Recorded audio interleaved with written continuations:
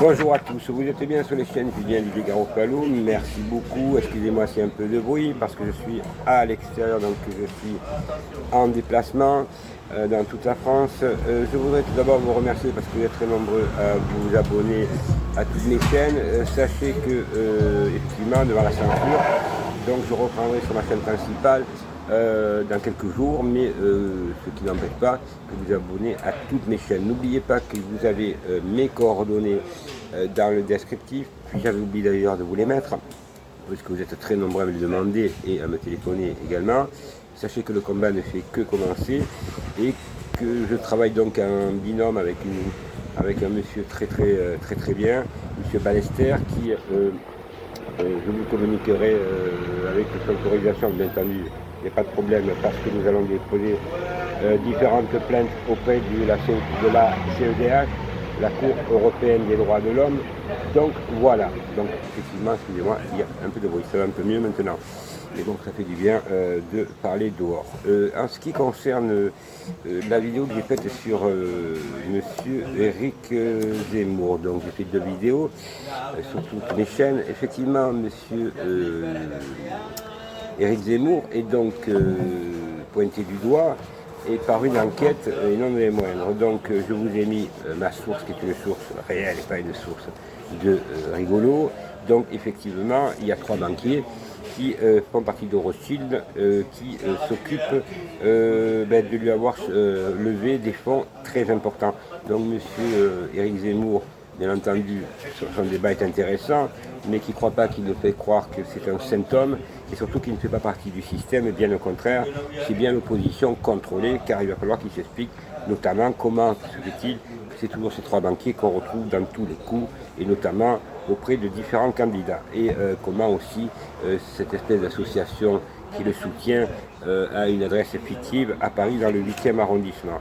Donc, comme vous avez tous raison, il faut un grand ménage en France, mais un ménage, c'est peu de le dire, c'est même plus un ménage, une épuration complète au sens noble du terme, c'est tous ces gens-là les mettre en prison, car nous voyons tous qu'ils sont tous en plus menteurs, voleurs, escrocs, et ils font tous partie de la franc-maçonnerie.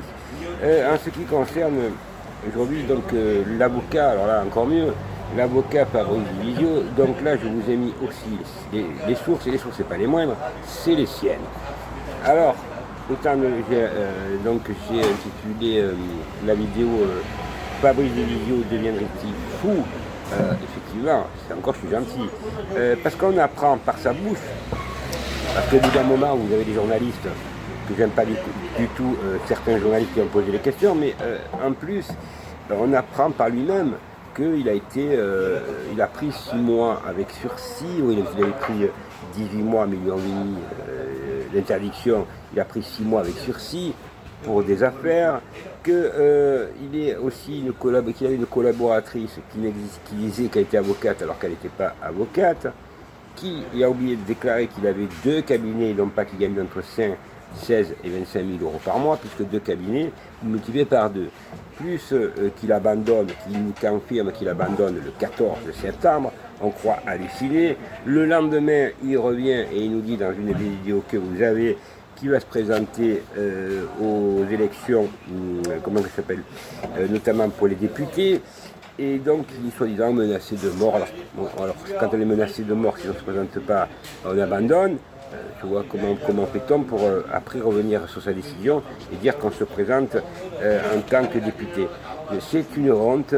Entre-temps, ce monsieur a représenté beaucoup de gens, donc la vérité commence à sortir. Alors, effectivement, que ce soit un bon petit avocat, il n'y a pas de problème, mais il souffre quand même d'une grave maladie. Quand on l'écoute parler, il n'y a aucun équilibre. Et si les gens ils comptaient gagner un procès avec ce personnage, franchement, c'est pas gagné.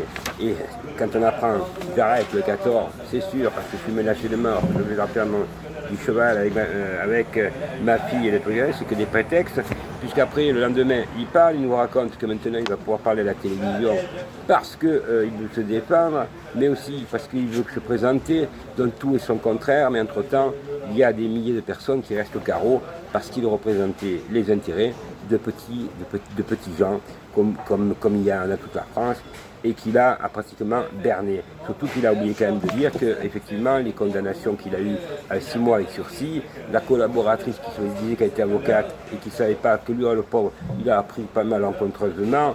Donc on se moque de qu'il a 2 cabinets, d'ailleurs qu'il n'a pas déclaré, une enquête est ouverte là-dessus, et d'autres enquêtes sont actuellement ouvertes. C'est une honte, M. Fabrice Divisio, je vous le dis, parce que j'ai fait plus de droit que vous, ça fait 15 ans que je fais du droit. Ce que vous faites, c'est scandaleux, c'est une honte pour la profession que vous représentez, mais surtout, ça prouve que vous êtes un grand malade, et il n'y a rien qu'en voyant les vidéos aujourd'hui, on se rend compte que vous avez un problème psychologique très grave, autant que ceux qui vous posent des questions, les journalistes qui ne valent pas mieux que vous.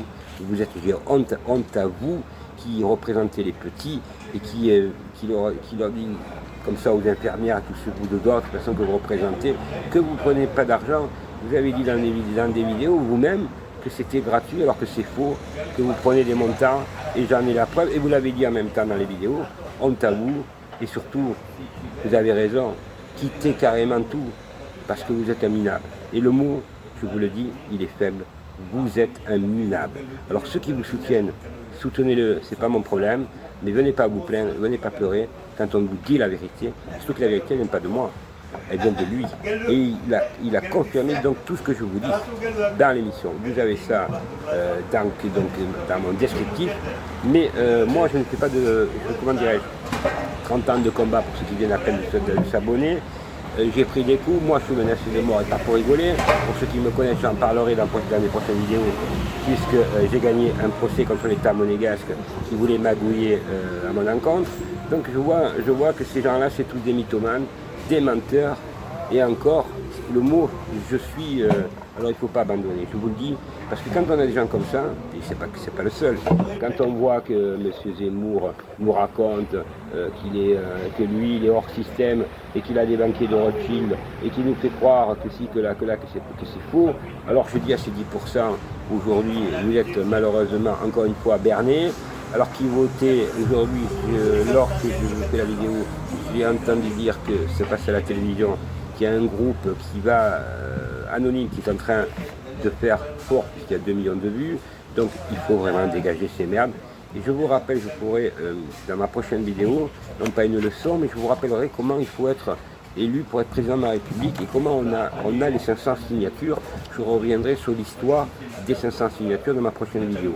Et puis surtout, dans mes prochaines vidéos, vous allez avoir donc les coordonnées, comme je vous l'ai dit, de M. Ballester qui se bat, qui est dans le sud-ouest, qui fait beaucoup de choses et qui combat aussi la franc-maçonnerie et qui n'est pas un mythomane, je peux vous le dire, c'est un homme respectable à la retraite et qui est dans toutes les manifestations, non pas des Gilets jaunes, mais qui se bat auprès des gens. Donc lui-même, il est dans les plaintes qui se produisent en masse auprès de la CEDH et il vous donnera un modèle, ou moi ou lui, un modèle de plainte comme on fait tout le temps. Alors moi je le dis, je le répète, vous allez être rendu compte que toutes les lettres, les courriers, les modèles que je fais, à contrario de M. Fabrice Divisio, c'est gratuit et c'est pas payant. Et ceux qui veulent participer à m'aider pour payer les frais des requêtes, tout ce qu'il y a à faire, chacun est libre de donner ou ne pas donner. Rien que déjà de participer à partager nos vidéos. Ceux qui font par des dons, vous faites ce que vous voulez. Le tout, c'est qu'on s'implique tous ensemble. En tout cas, merci à tous de m'avoir écouté. Excusez-moi, merci de supporter ce bruit. Mais j'avais besoin, parce que je travaille beaucoup, et j'avais besoin de faire à l'extérieur, auprès d'un arbre, et un peu d'air. Merci de votre grande gentillesse. N'oubliez pas de vous abonner à toutes mes chaînes. N'oubliez pas de regarder mes sources. N'oubliez pas que le combat n'est loin d'être terminé. Et soutenez, je sais que vous êtes nombreux aussi à soutenir, avec qui, avec des gens proches à qui je suis, c'est le Dr Portillan, Frédéric Chaumont de la chaîne Jasper Madère, mais aussi du CNT, du Conseil national de transition. Le lundi, le mercredi et le vendredi, il y a des directs, ils ont des outils juridiques, donc c'est vraiment très important, puisque nous collaborons tous ensemble pour une chose, pour sauver la France, et grâce à vous, ensemble, oui, nous allons sauver la France, quand on voit que déjà on a affaire à une bande de criminels, et aujourd'hui quand on voit que ceux qui se prétendent des stars de la télévision, des stars des avocats et des stars du journalisme, comme je vous ai dit, Fabrizio et Zemmour, m'en tomberaient presque les bras. Et dans ma vie, j'ai toujours combattu, je me suis toujours relevé. Alors je sais qu'il y a beaucoup de déçus, mais ne vous inquiétez pas, il y aura encore des bûches au milieu du chemin, mais ces bûches-là, on va les sauter et on va gagner la partie ensemble. Merci à tous et bonne journée.